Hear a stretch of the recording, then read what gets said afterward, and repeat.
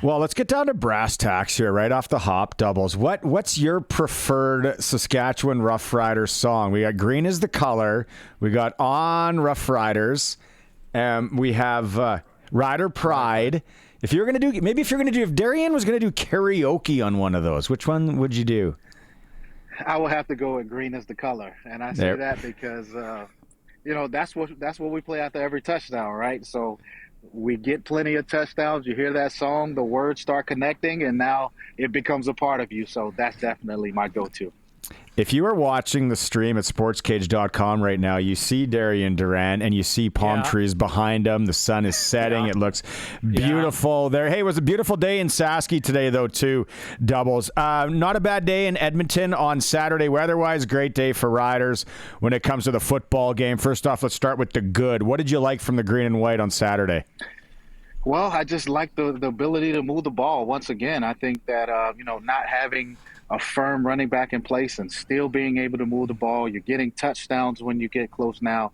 And, for the first time I saw the Saskatchewan Roughriders make big plays against man-to-man coverage. You didn't get a chance to see that a lot going against Winnipeg and then, playing against Calgary and some of these softer type, backup coverages. But what Edmonton did was come out. They came in your face. They played man-to-man coverage. And I thought the Riders did a great job of just attacking downfield and making plays against man-to-man. Okay. On the heels of that, though, what do you think maybe the Riders could have done better from the offensive side when you're watching the game? Of course, I would start with running the ball. I always emphasize how important it is this time of year to being able to run the ball with the weather change. I would have liked to see them do that a lot better. And I also said that the more and more Trevor throws, the chances of interceptions go up, and he had a couple picks this game, which can't happen moving forward. But, other than that, things like that are going to happen. Nothing's going to be perfect. But at the end of the day, I was just so happy to see the receivers and quarterbacks make plays against man-to-man coverage. I was going to add to that, Darian. I know you're an offensive guy, but you understand what defensive guys are thinking. When man coverage gets thrown in, guys get very excited for that. They want to be tested. They want to show that they can handle that matchup, especially DBs. By incorporating it, it gives them a little more confidence moving forward, don't you think? Plus, doesn't it also give the other team's offense something to think about? Absolutely. And I think for Trevor, I think, you're able to build some confidence in your guys. You see your guys go up and make contested catches. You see your guys running away from coverage at times. So whenever as a quarterback you see that, you get that confidence in these guys that they can make plays against whatever coverage the defense presents. And then, on the opposite side of the ball, it always helps out, when you see that these guys are coming up, they're coming up to play tight coverage, and, you feel like your guys can make plays. So it goes both ways. Like I said, I keep mentioning it. I just have the biggest smile on my face because I always wondered, when you play against an Edmonton or a Hamilton or these teams who are super aggressive and come up and play press coverage, what could the Riders do? Because, that was always a question of mine, but I think they'd answered that, and I was just so happy to see it. Hey, Darian, what did you used to look at? And this is one of our listeners messaged this in a little while ago, and I'm looking, what did you used to look at from the quarterback in getting the running backs into the game? Was it sometimes when they were playing man and you could man up a fast running back on a linebacker, maybe run him on that wheel route? Yeah, I think that's another way that you can get your guys involved. But, it's all about the tendencies of the defense and what type of box are they giving you. Are they giving you a 6-man box because they want to stop the run, or are they giving you a 5-man box because they're worried about your pass? And I just think the Riders are doing a great job of just taking what the defense gives them. They're gearing up to stop the run in some cases, and it's allowing Trevor to sit back there and do what he does well. And, at this time of the season, it's not about pressing or trying to do things out of the ordinary. You always want to perfect what you do well, and you want to take what the defense gives you. Nobody knows the offensive line more than their quarterback. How impressed have you been with what the Riders have been able to sustain on their offensive line as they continue to move people in and out due to injury? Yeah, I mean, it's just super impressive, and hats off to Jo and his staff for, having guys that are ready to just plug and play when their numbers are called.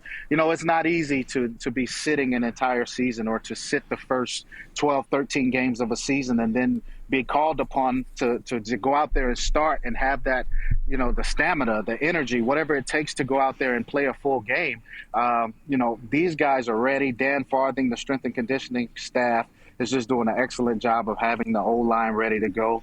And just the chemistry they've built in such a short amount of time has been impressive. So the O-line has just been a great surprise in my eyes. And you have to have that continuity and that chemistry going forward, especially this time of the season. The pass interference call on Stearns, definitely pass interference. When we were talking to Dave Thomas earlier, he thought it might have went either way there. When you guys are doing those rub routes, Darian, and you're working on them at practice, and then maybe in a game, are you saying to guys, all right, okay, rub route here, maybe don't do this? Or what are you telling guys to be careful of? Well, the main thing is you just don't want to bring the ref's attention to you by doing something out of the ordinary. You're going to have to, slow your speed down a little bit and make sure you know where the defender is to set the fence or the rub. But, you don't want to bring the attention to you. So I would just let the guys know in the huddle, okay, this is a rub route or this is a fence route or what we called it. And, try to be as normal as possible, even though we know 9 times out of 10 it is a pass interference on our part. But you try to do as much as you can. Maybe the ref gets caught up in looking at something else. He's not paying attention and you can get away with it. But, it's just one of those plays in football where if you get away with it, great. And if you don't, you're pissed off about it. But deep down inside that it's illegal. How excited are you, or would you be, are you as a fan, and would you be as a player with this game that's coming up where you have everything in your own hands and you have a chance to, with a victory, secure a home playoff game, and this game that decides it is also on your turf? Yeah, this is what it's all about. I mean, you want to play for an opportunity to play at home, get that home playoff game. And then what better way to send a message to a team you're probably going to see in that first round than, to show them that, you guys don't want to come out here and play. We know that how tough Mosaic is in the first place, but then you add the weather to it, to an indoor team, to a team that's not used to these elements. You send that message a couple weeks early. So this is what it's all about. Yeah. This is a perfect opportunity for the Riders to do that. And, with the festivities and everything going on, it just adds to a perfect weekend of football, and it's just set up perfectly. Okay, with that, I love that. On the heels of that, so do you go into this, do you maybe keep a few of the tricks in the bag over here just in case? Or do you do whatever it takes to win this game and then come up with new tricks in the next 2 weeks? Whatever it takes to win. You can't hold anything back. You don't want to risk having to go out to BC in a few weeks to play that playoff game. So you want to make sure you can lock it in here and secure it. Empty the holster, as we would say. Let all the bullets fly. Whatever you may have been saving the entire season, reverse passes, flea flickers, you name it. This is the game to make sure that you don't hold anything back. You want to secure this one. And, Coach Mueller knows and this staff knows what it takes, and I'm sure they'll do that. Okay, a couple of NFL ones before we let you go. Dallas Cowboys now going back to the Super Bowl? Not at all. Not at all. I mean, it was an impressive win in Pittsburgh.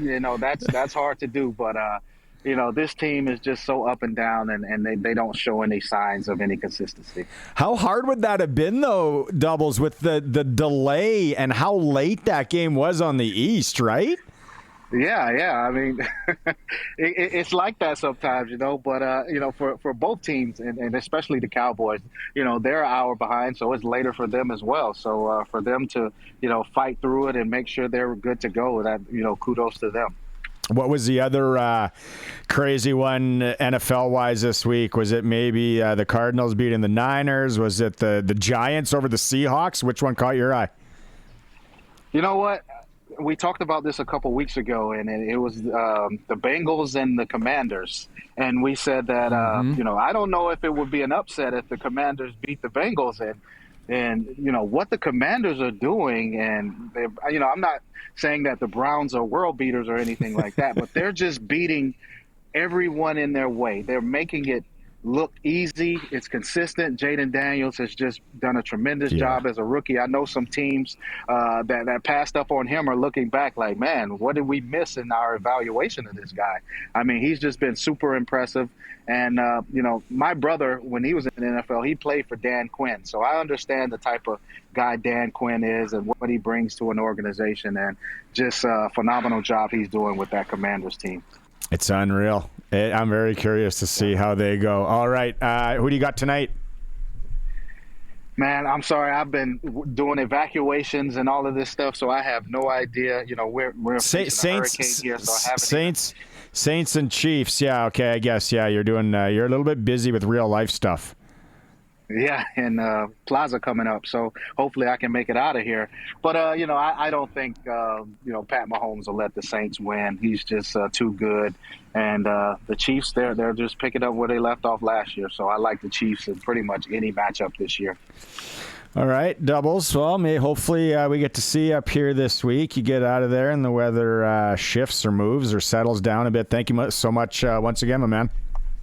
No problem. Thanks again, guys.